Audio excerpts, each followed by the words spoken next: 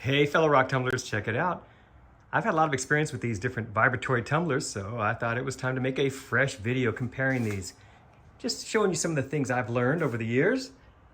In this video, we're going to review this Diamond Pacific Mini Sonic, this Raytech Tumble Vibe TV10, the Thumblers Tumbler Ultra Vibe 18, otherwise known as Frankenstein's Monster.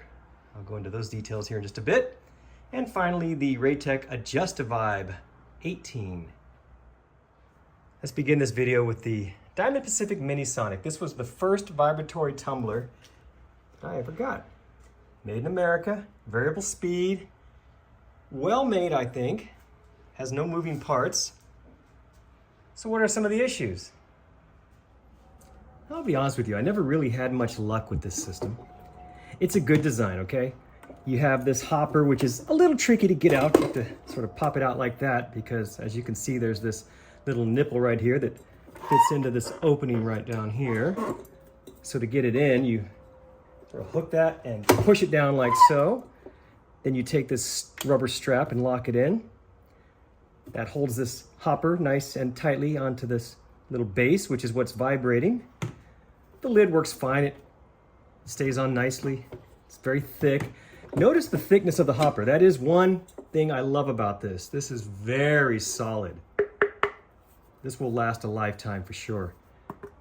So the overall quality, the build quality of this thing, it seems fine. No complaints there. However, I honestly didn't have much luck using this thing. Now, it may be because I was using the wrong size rocks or something, but what I would have happen is I would get it going, get the rotational motion going, come back and check it after a few hours, and the whole thing would just be seized up. The action would just be stopped. It would be stuck. I would have to move some rocks around, add a little water, do something to get it moving again. I had to do that many times. So I never had a whole lot of luck. And also I found the polish I got from this was never great compared to the other ones I'm going to show you. And I think that's probably due to the smaller hopper size here versus the larger barrels we're using over here. By that I mean with more volume, you have more rocks. With more rocks, you have more weight pushing down, and with more weight, more force, better vibratory sanding action. I think you get a better shine. However, I still use this for small loads, and it works. It's not a bad system. Sells for, I think, around $350. That's an average retail price. Let's get some media in here and get it tumbling so I can show you what the action looks like. Okay, so as you can see, I've loaded this up with a bunch of ceramic filler. So we have to lock that little nipple in, push it down like so, grab that. Of course, it helps to have power. Make sure that's turned off. Plug it in. So what does this thing do when we turn it on? Let's see. You see that's the high speed, but I can slow it way down like that for a gentler tumble. Again, I can start to slowly increase the speed.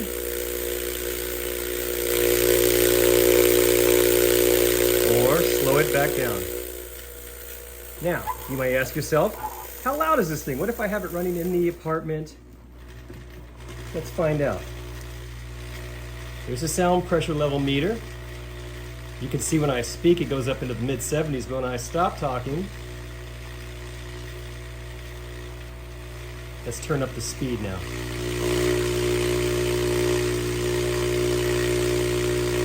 So that's max speed. You get about 75 decibels. Well, that's max right there. You're getting just under 80 decibels.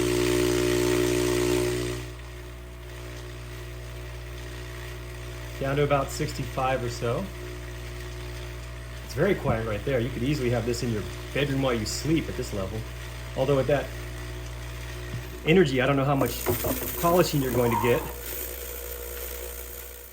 So now you're done with whatever grit you were using, shut her off, remove the strap. You need to leave the cover on because to take this thing out, this is one of the little issues I had. You've really got to be careful because you have to flip it like that to get the nipple out of that little hole. And if you don't have the lid on, you're gonna lose some rocks. But now it's out.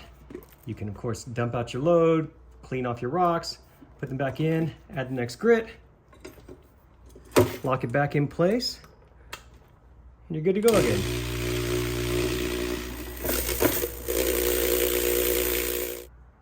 Next up is this Raytech Tumble Vibe TV10. You can see it there.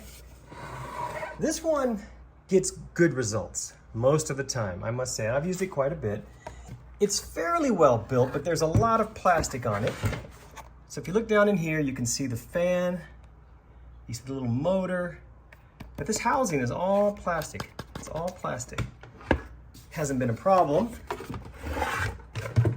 but how long will that last? I have no idea.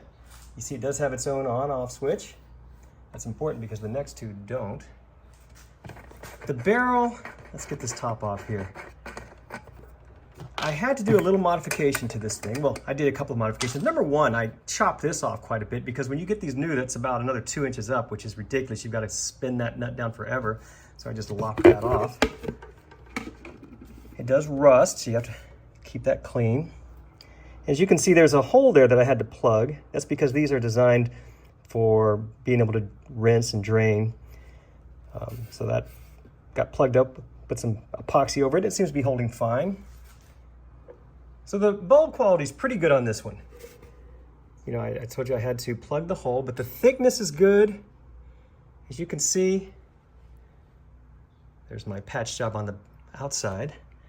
I had to add that little piece of that foam rubber down there. That was an attempt to fix one of the problems this had, and that is it would seep out. The slurry would seep out and just drip down and fill this whole area up down here. So by the time I was finished with the tumbling, I would lift the bowl up and there'd be just a big sea of gray, caulky, white slurry here that I had to clean up, which was a pain. So I had to come up with a solution for that, and I think I did. Let me show you.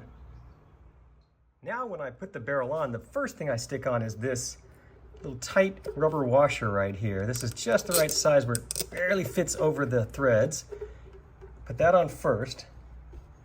Then I grab that one, and then that one, and then of course the nut, which I won't take the time to screw down right now, but you get the idea. That then seals that up nicely when that pushes down on that rubber. So think of it as a rubber O-ring, and that has stopped that problem. Now my biggest complaint about this one, well, I have two complaints, but my biggest complaint is probably the noise. I want you to hear how loud this thing is. Now right now I don't have the lid on, but listen to this. Right now, we're in the low 40s. I've got everything turned off in the garage shop. Let's go ahead and turn it on.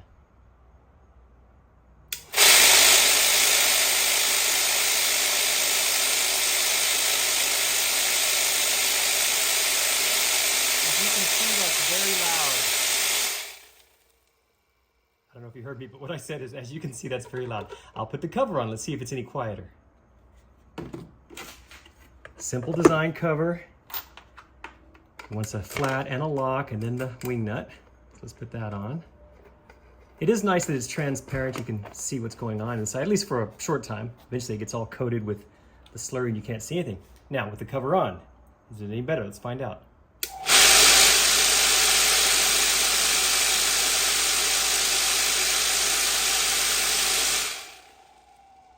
As you can see, about 2 decibels quieter. So it's a very loud system.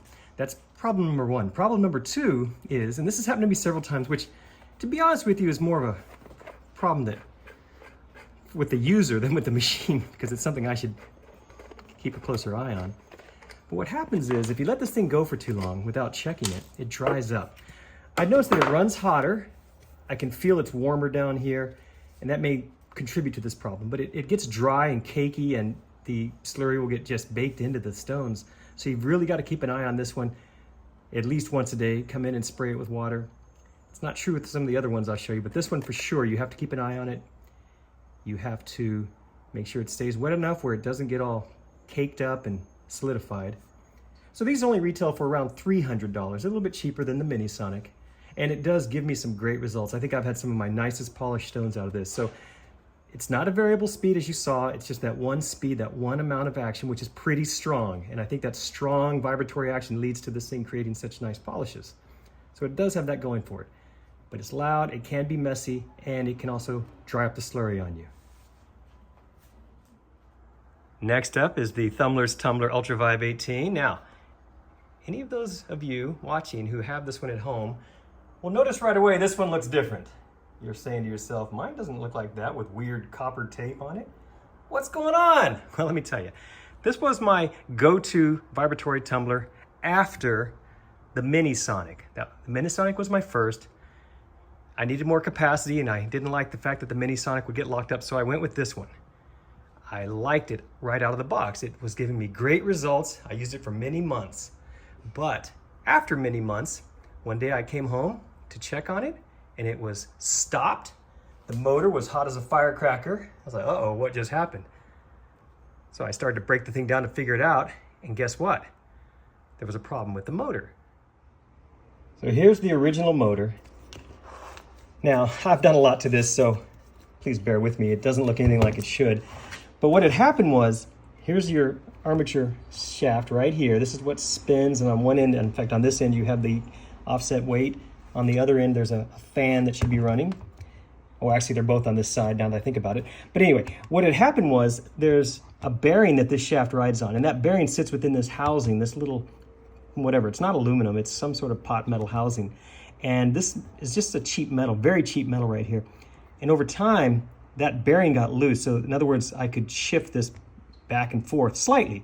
But what had happened during the tumbling is with the armature free to move back and forth, it just locked itself up against the sidewall inside the motor housing. Bad. When that happens, it locks it up. This can't turn, the fan can't turn, the current is still running, so this thing gets really hot.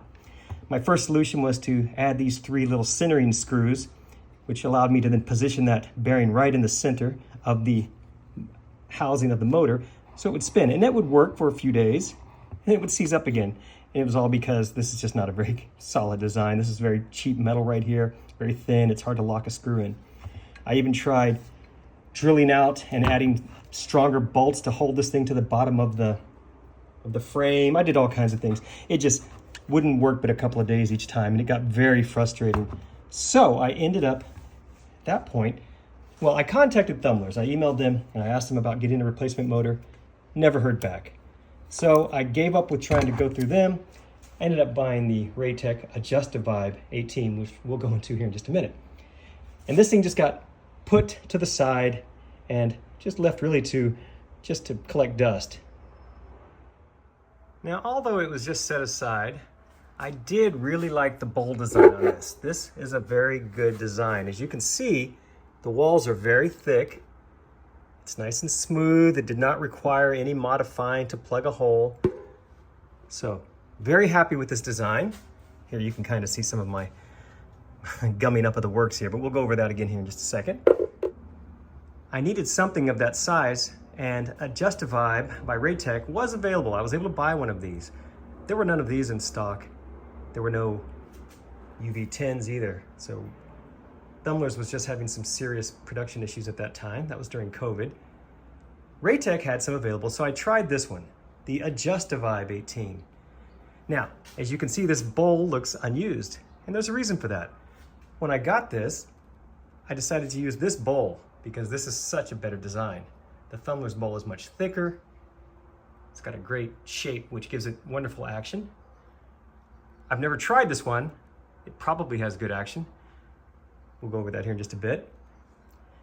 So with this bowl on the Adjustavibe 18, that was my new standard, and I was loving it. Here's the original bowl that came with the Adjustavibe 18, and I want you to notice just the light that can pass through it when I turn it around there. Obviously, the plastic is much thinner. Notice down there I have patched the hole. That's a epoxy that should be much harder than the actual plastic that makes this bowl, because this will be used, and I'll show you that here in just a second. But that was the original bowl. The machine itself is very nice. This is, I want to say it's stainless steel. It doesn't seem to want to rust like the other ones. What's really cool about these is down here. This is what makes it an Adjustavibe. You see that counterweight right there? I can loosen this nut right here and adjust the angle of these two pieces of metal right here. So if they're exactly opposite each other, in other words, if it's just one straight line across, it's pretty much balanced, and when it spins, it has very little vibratory action. The more I take this top one and rotate it, let's just say in this case counterclockwise, against that one, the stronger the vibratory action. if I had it completely turned around and on top of this one, this thing would walk off the shelf. It's just completely out of balance. So this is how you adjust the balance of this thing. It's a really clever and simple idea, and it works well. I'll give you an example of that here in just a few minutes. So here I was using this Adjust-A-Vibe with the Thumblers bowl for many months and having a great time with it, having wonderful success, getting terrific results. A few weeks ago, as it was doing its polishing job, I started to hear a little fine squeak, a little squeak. And being a service guy, I don't like hearing squeaks. I think, uh-oh, what's causing that? Couldn't figure it out. Ultimately, what happened was, here you can see the motor inside this thing. First of all, it's much bigger than the motor that's on the Thumblers. Remember, they're both 18-pound units, but the Raytech has a much more powerful motor. If we look down here, it's kind of hard to say. There's a bearing you can just make out right down there. There's another bearing at the very top. The one at the very top, you can't really see it because it's covered, but there's a fan under this right here. And there's a bearing also that holds the top of that armature shaft. That bearing started to go out, and it basically seized up. Got that bearing somewhere over here. Where did I put that sucker? Anyway, it's somewhere over here. It looks like these because I ended up buying a new one to replace it. But before I did that, what I had to do is replace this motor. So this is a brand new motor from Raytech. You can go to their website and order their parts, which is a lot better than what I found with Thumblers. So I got the new motor, put it on, got this thing working again. It's working like a charm. I'm thinking maybe I had overloaded it, so I'm trying to be more careful now with both the weight of the load and with the amount of force, that angulation that I showed you, so that this hopefully won't have that problem again. Now I've got it set up just the way I like it, and let me show you how it runs. Okay, as you can see, I've got it just loaded with all kinds of ceramic filler. Let's see how loud it is with the lid off, with the particular adjustment I have on it now, which is a pretty rough amount of force, and I do that on purpose to get a good amount of grinding done with the 220 and the 600 grits. But here's how loud it is.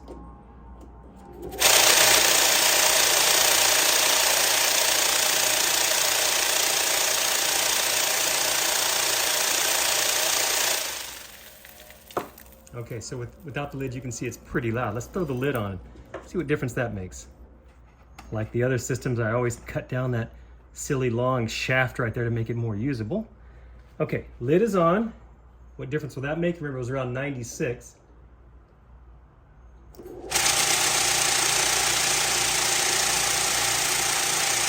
that makes a big difference. 85, 86.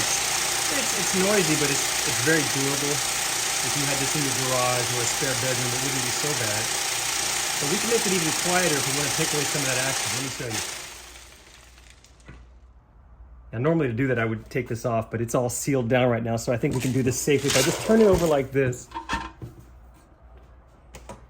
you see the angle where we have it now? I'm going to try to straighten this a little bit. Now, it's a counter, it's a left-hand thread. It does that obviously because it's rotating in the clockwise direction, so if you had a clockwise thread on it, it would loosen itself.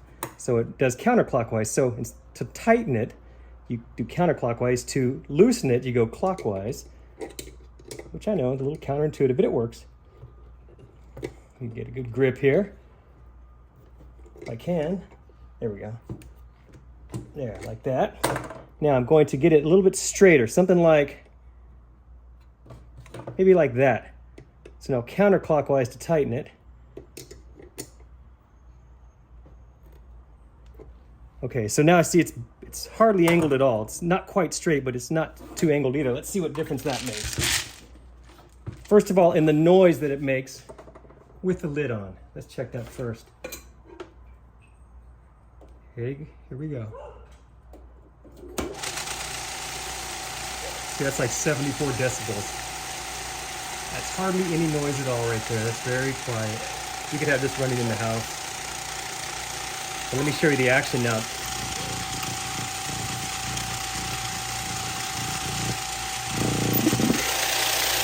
So it's a much slower action, gentler action. This would be good for polishing.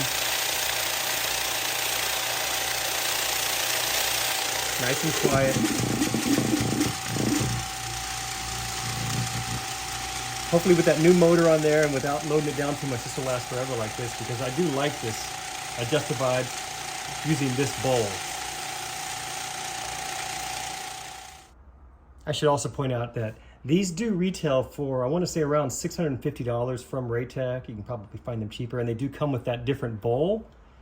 So there is the cost consideration, but I like the design a lot. Very good metal frame. Seems to hold up well. Much more powerful motor than on the Thumblers. It's probably twice the power of that one. And it seems to be a better build quality. And that brings us to Frankenstein's monster, the Thumblers Tumbler.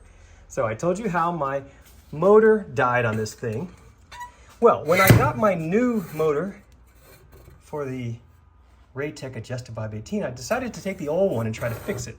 It was welded in and it was kind of challenging, but I ultimately ended up getting the old motor out, replacing the bad bearing. I did order some bearings, got a new one in there, got it working again. I had to put a larger fan on it because I didn't have a fan. You can't really see it. There's a fan under there. The reason I have that copper tape on, I just put that on yesterday because I just really got this running yesterday.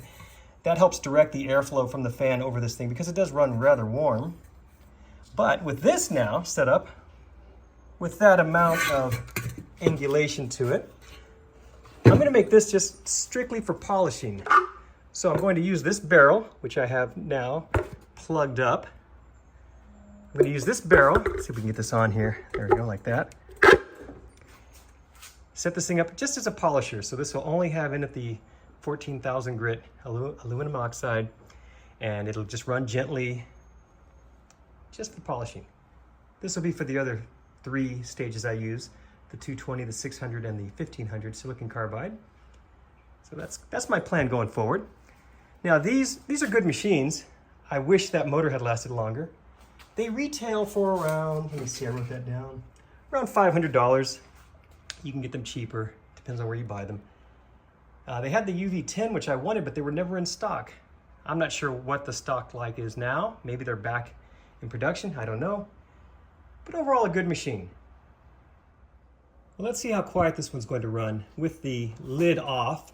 I don't know that lid will make much of a difference. You saw how thin it was, but let's check it out. Here it is with the particular amount of strength I have set on the counterweight.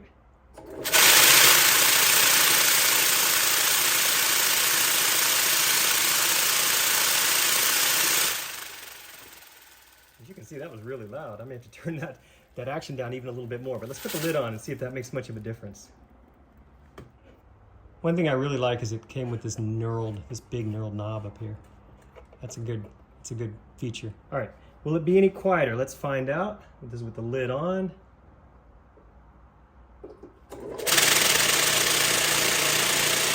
Yeah, it's definitely quieter, 82. I can live with that running in the shop while it's polishing. Yeah, I like that action right there for polishing. It's slow but methodical. It has a good vibration action I can feel. Yeah, this would be a good polisher. Hopefully this bowl will hold up. So there you go. There are 4 different vibratory tumblers, in my opinion of them. All of them can give you decent results. I don't want to badmouth any of these. This one's probably my least favorite, but I haven't spent a whole lot of time with it. I could probably get better results if I worked with it some more. This one gives me good results, but it's noisy as heck, a little bit messy. This one, well, you heard the story about this one. It's now just a conglomeration of different vibratory tumblers. I'm hopeful that this will now be a really good, dedicated, polishing vibratory tumbler. And this is my workhorse right here with the new motor. So this will be my main vibratory tumbler, my polishing one, and one I use for smaller loads, and then occasionally use that one just to play with. Thank you guys so much for watching this video. I hope you learned something. I hope this was helpful. Please remember to check my other videos for more like this. Thanks again.